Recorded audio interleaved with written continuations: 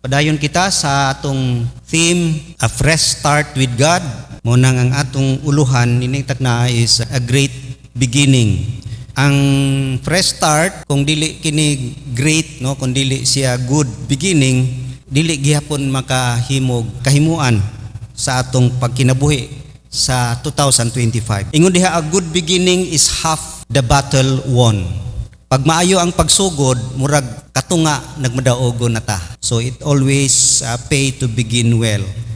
Og atong dako nga hulagway dinhi nga atong pagatan-aon ang pagkinabuhi gyud sa mga Israelites as they move forward to the promised land. Sa ilahang pag-enter sa promised land, nag-face sila og new season, new challenge and opportunities nga ilaha karong i-grab niya ng taknaa. So ang sitwasyon, sila nagkinabuhi sa wilderness for 40 years.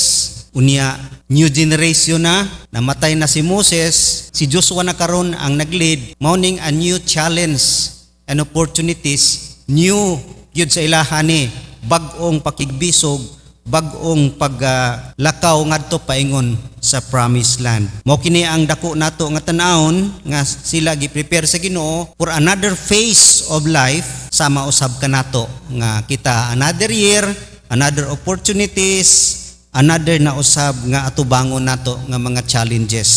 Giunsa paghimong great ang ilang beginning, paminawon ginato ang instruction sa Ginoo. Una, ingon diha nga ang instruction sa Ginoo is set our eyes on God. Isintro ginato atong mata diha sa Ginoo. In verse 3, ingon diha, giving orders to the people, when you see the ark of the covenant of the Lord your God and the priests who are Levites carrying it, you are to move out from your position and follow it.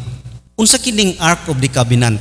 This is a glorious ark. Ang sulod anang ark of the covenant, pura na siya arko nga ang sulod ana diha ang 10 commandments, katong duha ka tablet of stones. Napo diha ang Aaron's rod, katong sungkod niya Aaron nga nahimo ganitong bitin who came to life ang bitin. Unya napo diha ang jar of manna, gina sudlan og manna, nagsimbolo kana sa provision sa Ginoo sa ilaha, nga nagprovide gid ang Ginoo sa ilaha. Munang it is a representation nga ang Ark of the Covenant mao kana siya ang nagrepresent sa presensya sa Ginoo. Nadiha ang iyahang pulong, nadiha ang iyahang promises, napo diha ang iyang provision, nadiha ang iyang gahom. Mao nang a glorious ark kay mao ginag nagrepresent sa Ginoo. And also it is a guiding ark tungod kay kung asa mulihok ang ark, kung asa paingon dito gid sila move, ingon diha, you are to move out from your position and follow it. Pura na sila nagparid. Mag-unag yun ang Ark of the Covenant. So di siya pwede maulahi. Kining Ark of the Covenant sa una, ilahang dala-dala na yung panahon nga nawala ni piting pangita nila. Pero karon ang Ark of the Covenant na gid mag-una. Dili na sila ang mag-decide kung asa ibutang ang Ark of the Covenant. Diya makita nato nga kining hagit naghatag ka nato og iya nga mag-una gyud ang Ginoo kanunay sa atong kinabuhi. Kita magsunod ra gyud. Kinahanglan siya gyud ang mag-una, siya ang mag-lead, siya gyud ang atong sundon. Dili ang atong emosyon, dili ang atong mga desire, dili ang atong mga abilidad, no, dili ang atong mga kaugalingong plano. Mag-una gyud ang plano sa Ginoo. Dili pwede nga mag-unban sa atong plano nga maunahan ang plano sa Ginoo. Nami nga panahon na kita mag-decide nga wa gyud pangutana sa Ginoo kung iya baning kabubuton, kung mao ba ni ang iyang leading. Mo nang di gyud maayo ang sa unahan kay kapakyasan gyud na. Kay dili man nakahubuton sa Ginoo. Kinahanglan gyud no nga mag-una ang Ginoo sa atong mga pagkinabuhi bisan sa iglesia, no, di gyud nato unhan ang Ginoo. Usahay ang plano sa tao maayo.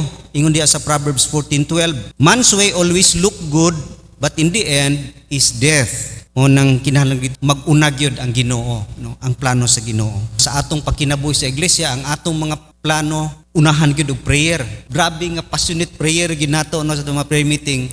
Unsa gyud ang iyahang plano kay dito ta mo sakay. Dili ang atong plano ang mopatigbabaw. Mao na ang una diha, a guiding ark pala kanila. Ikaduha nga instruction sa Ginoo para gid sila magmalampuson og makaangkon sa mabungahon na kinabuhi, sanctify yourselves. Ingon diha sa verse 5. Joshua told the people, consecrate yourselves, for tomorrow the Lord will do amazing things among you.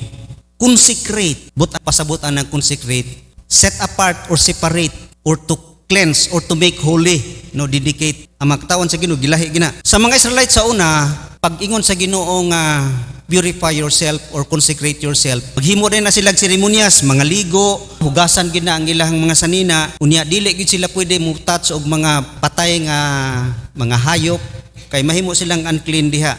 Nya nag-refrain sila pag-eat sa mga certain things nga unclean pod or dili makigilawas anang higayuna. Mo nang ilahang ginahimo. Pero karon sa atong kinabuhi kini naghagit kanato nga i-consider atong kaugalingon, kinanan mo separate from ourselves nga makahimo kanato nga makasala from sin. Usa nga sin, pride, unforgiveness, praise of men, entitlement, kinahanglan separate diha and draw near to God. Mo na ang pulong consecration. It means commitment. Commitment na nga imong i-separate imong kaugalingon alang sa kahimayaan sa Ginoo. Muiwas ka sa mga butang nga dili kahimaya sa Ginoo. Mao na siya ang pulong nga consecrate yourselves. Mo nang it takes a greater commitment.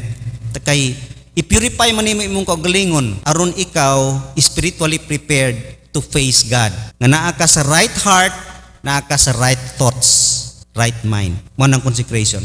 Nganong kinahanglan kini sa mga Israelites, the need of consecration? Because kung dili sila pure, dili sila kakita sa himaya sa Ginoo. Dili sila kakita sa wonders sa Ginoo. Muna ingon diya sa Matthew 5:8, you cannot see God kung naa kay impure nga kasing-kasing. A pure heart enable you to see God. Makita nimo ang Ginoo. Mo nang kinahanglan gyud consecration. Mga tubang man ta sa Ginoo, i-purify gyud ang atong kinabuhi. Atong timan-an nga we are in a sinful world and also we possess a sinful heart. Muna atong timan-an. We need consecration. Pero ang blessing naman sa consecration na importante kaayo, ang panalangin. Ang panalangin kung kita ma-purify, kung kita mag-separate, na diha, ingon diha, consecrate yourselves for tomorrow the Lord will do what? Amazing things. Mo na blessing sa consecration. If you want miracles in your life, consecrate yourselves. If you want to witness powerful works of God in your life, consecrate yourself. Purify yourself. Mo nang the blessing of consecration. Pag i-consecrate sa mga Israelites ang ilang kaugalingon, they open themselves for God's blessing. Kay dili gyud mo sulod ang blessing sa Ginoo sa itong kinabuhi kung dili nato i-consecrate, di nato i-purify, di nato i-commit atong kinabuhi diha sa Ginoo.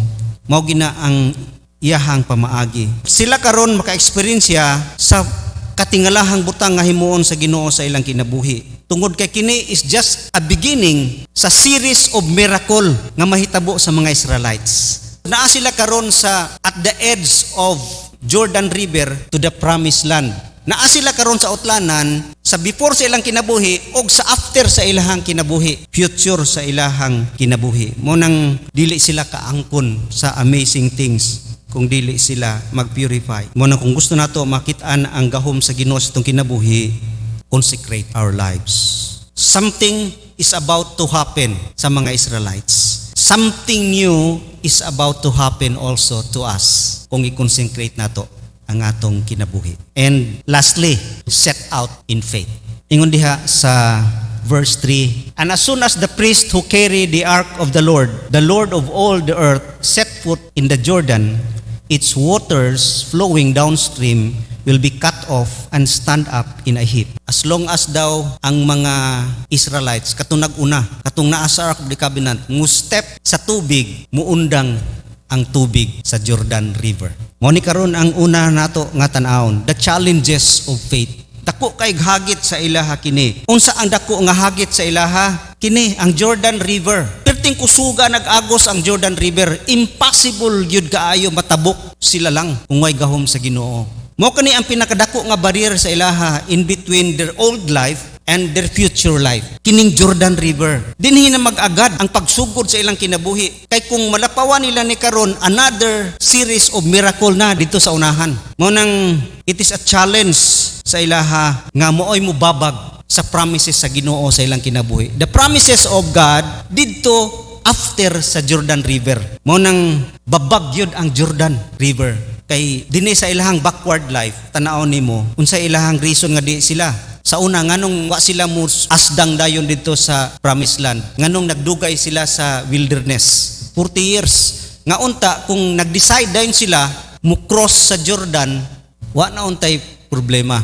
Pero naay makababag sa ilaha. Mao ni the natural thing sa ilang kinabuhi. Kining nalingaw sila, di man sila gusto nga kanang di sila komportable. Nalingaw man sila sa ilang kinabuhi. Niya usahay nalinglahan sila sa riches.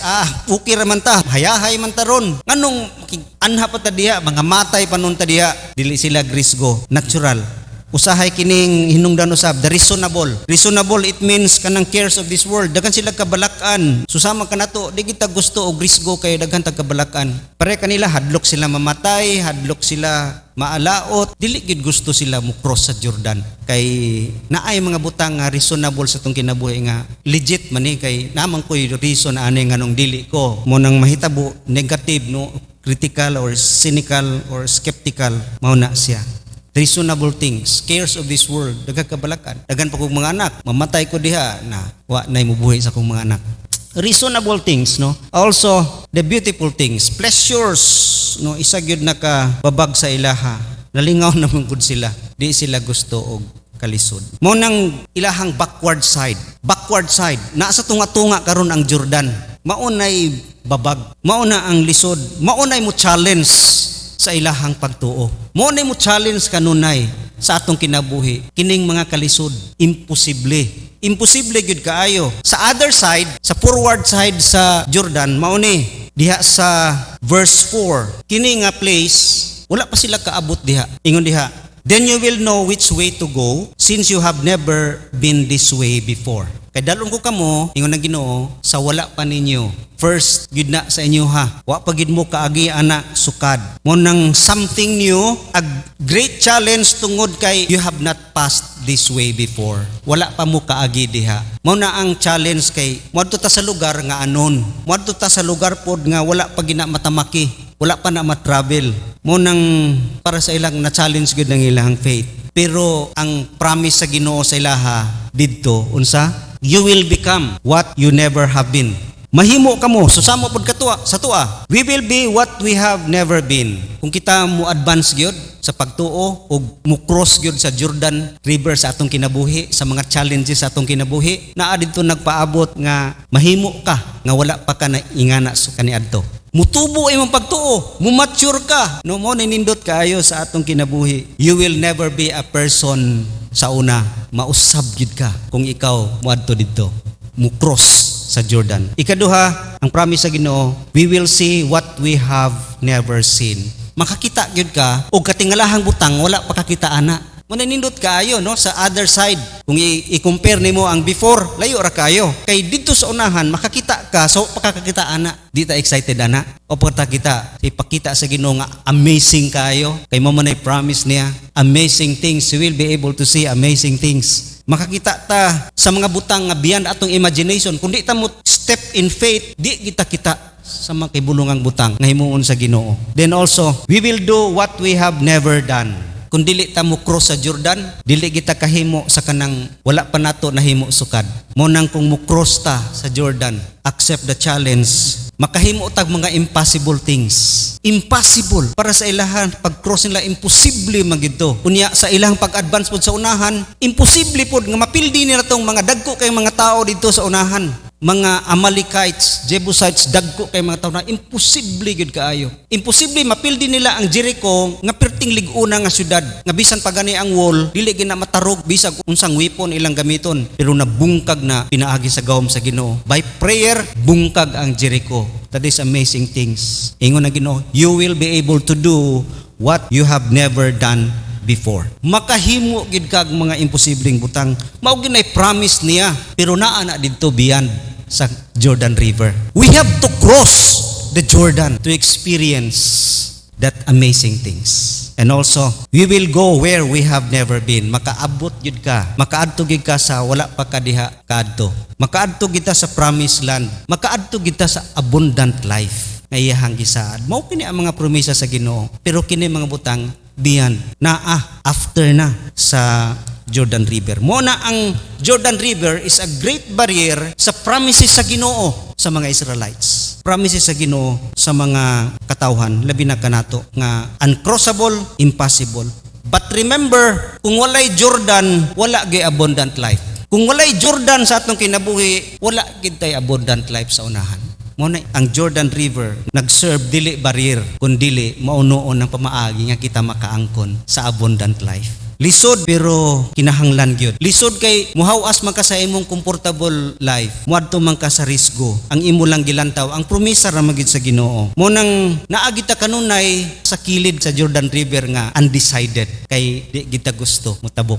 Same sa mga Israelites, ingana nahitabo sa una sa ilahang kinabuhi. Naa sila standing on the banks of the Jordan River. Sunod sa challenges of faith, the cost of the promises.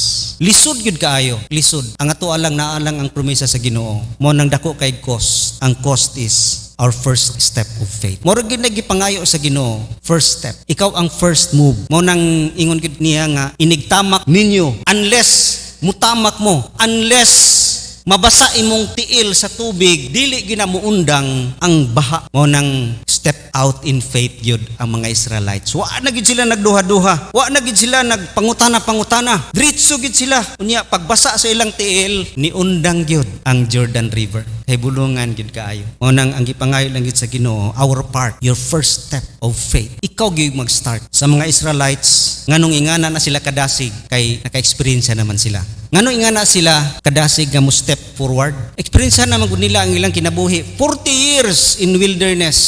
40 years nga unproductive, dili influential, wala nagpadaogon og mga gira, dili meaningful ang ilang kinabuhi sa wilderness, dili victorious sa ilahang pag-away sa sala. Sige lang gyapon sila pagkaulipon dito sa sala sa wilderness. Out of God's will. Nangamatay ra gyud ang first generation dito. Mao nang ang next generation isog na kaayo, mo cross na gyud sa Jordan. Kay experiencean gid nila ang kinabuhi nga wala gyud. Yes, pagtuo nila na ang Ginoo kay giprovidean gud sila og mana kada adlaw. Pero dili na kabubuton sa Ginoo silang kinabuhi nga mo stay in wilderness. Out sila sa will sa Ginoo, out sila sa promises sa Ginoo nga abundant life. Mo na nangamatay ra pud ang mga first generation dito. Mo nang sila Joshua, ang next generation mao nagiisog kaayo. Wa na gid sila complain. Kay kini mga Israelites pretty kaayo ka, reactive kaayo, no? Dili sila positive.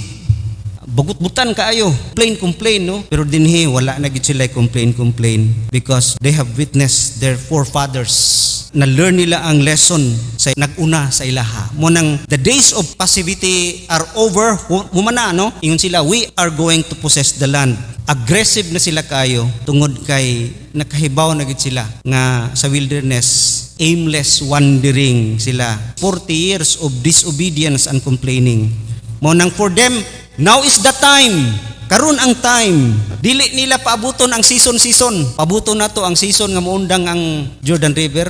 Dili na, no? Unsa ingon sa Ginoo, now you have to cross because that is faith. Dili faith kung dili hardship. Dili faith kung dili ka mo cross sa Jordan. Mao na ang faith. It is your first step, initial step sa atong kinabuhi. Initial step into God's promises. Mo nang pagkanindot kayo nga for them that step will make a change forever sa ilang kinabuhi. Diha magsugod yun ang kausaban. Everything was about to change sa ilang kinabuhi with that first step of faith. Mao na ang dako nga cost sa promise, faith. Then also, the compensation of faith, nindot kaayo sa verse 7. Ingon diha, and the Lord said to Joshua, today I will begin to exalt you in the eyes of Israel, so that they may know you that I am with you as I was with Moses. Nindot kaayo ang resulta sa ilahang pagtuo tungod kay God was magnified. Na magnified ang Ginoo tungod kay nakita gyud nga gamhanan gyud ang Ginoo. Nakakita ang mga tao sa palibot nga na-demonstrate ang unstoppable power. Mo nang why Jordan sa atong kinabuhi, why power? Walay demonstration sa power sa Ginoo sa atong kinabuhi kung walay Jordan River. We have to cross Jordan River sa atong kinabuhi. Nakita gyud og nagglorify ang Ginoo. Mo nang ingon diha, they were exalted. Kung nabayaw ang Ginoo, sila pud nabayaw. Mo na ingon si ang Ginoo kang Joshua, today I will begin to exalt you. Today I will begin to exalt you in the eyes of all Israel. Si Joshua na bless. Ingon ang Ginoo kang Joshua, sa tibuok Israel ma-establish ang imong ngalan. Ikaw ang leader karon diha sa Israel, ug nothing will be able to stop you. Wala. Ang musupak sa imo maalaot gyud na. Mao gina ang gikuan sa Ginoo kang Joshua. Og dili lang si Joshua na exalted, ang mga Israelites tungod kay ang ilang pangalan naglanog-lanog na, no? Naglanog-lanog na ilang pangalan. Primero ginilang pagpilde ang Jericho, wa na ang silingan nga lugar nga sunod na pud nila ang i-conquer, nakuyawan na kay grabe ang pagpilde nila sa Jericho. Giampuan lang, nagtuyok-tuyok lang, na-collapse. Miraculous kayo. Kuyawan na ang mga silingan nga nasod nga ilahang i-conquer. Hadlok na, grabe na ang ilang influence. Mao na ang i-exalt ka sa Ginoo, agi og bayad sa imong pagtuo. Ang imong influence, you will conquer territories. Mo advance ang imong teritoryo, way makapugong diha. Ma-influensyahan, no? Gani terrified ang mga Canaanites. Nahadlok na sila, pero di lang gid sila mag-repent. Ang diferensya sa Canaanites, naka-realize sa gahom sa Ginoo pero di gyud mag-repent. Mao nang wa gid sila mga luwas. Mao na ang compensation sa faith. God was magnified and they were exalted. Exalted sila to a new position. Unsa kini nga position nga sila na exalt? From a place of disobedience and unbelief to a place of obedience and faith. Ikaduha, a place of spiritual barrenness. Barren sila sa wilderness. Spiritual barrenness. Na-change sila sa position to a place of spiritual fruitfulness. Then, from a place of divine judgment, kanang wala ka sa will sa Ginoo, nagpaabot kag judgment. Pero karon sila nabalhin na to a place of divine blessing. Nana ang panalangin sa Ginoo sa ilang kinabuhi. Mo nang honor and influence, naa karon sila sa spiritual blessing. Mo na ang tinod nga basis sa abundant life, no? Is spiritual blessings. Dili material blessings. Munang sa atong kinabuhi, kumusta atong kinabuhi miaging tuig? Daghang kaayo kog nindot nga success sa miaging tuig kay nakaangkong kog balay bag-o, nakahuman na nga kung that is material blessings. They are not the basis of faith. Ang tinuod nga basis sa faith nga nahimo kang successful is how you cross Jordan in your life. How many Jordan River you have crossed this 2024? Kay diha magbase ang imong successful life. Diha nagbase ang atong success. Pila ka problema ang atong nakonquer, pila ka enemies atong na-defeat pinaagi sa gahom sa Ginoo. Mao na ang challenge karon nga tuig. This is a challenge for all of us, no? Nga can we really say my 2024 is so amazing? If not amazing, dili gina siya kalampusan diha sa tiilan sa Ginoo. Dili siya abundant life, dili siya successful life. Tungod kay diha ra gyud sa atong pagkinabuhi nga ma-experience ang amazing demonstration of God's power sa dihang kita nahimong nakakonquer sa mga kalisod, labi na kining impossible kayo nga nahimo, nganong nahimo nako to pinaagi gyud sa grasya sa Ginoo, nga ang mahimaya gyud ang Ginoo sa atong mga kinabuhi. Mo nang it is a challenge sa atong mga kinabuhi nini mga panahona. First, kung ang atong kinabuhi is not the same as last year, not experiencing amazing things, then this year is another chance for us, no? Set your eyes on God. Focus on Him. Then purify, sanctify yourself, and set out in faith, and you will experience amazing things. Sa wala pa'y Kristo sa ilang kinabuhi, dili pagid sila ka-experience of abundant life. Tungod kay ang starting point yun sa abundant life is Jesus Christ. Naa kaniya ang kinabuhi nga abundansya. Ato siyang dawaton sa atong kinabuhi because He is the basic foundation of life. Kung kini makahitabo sa atong kinabuhi, kita gayud assured nga 2025 will be a fruitful and a challenging year sa atong matagusa. Magampo ta.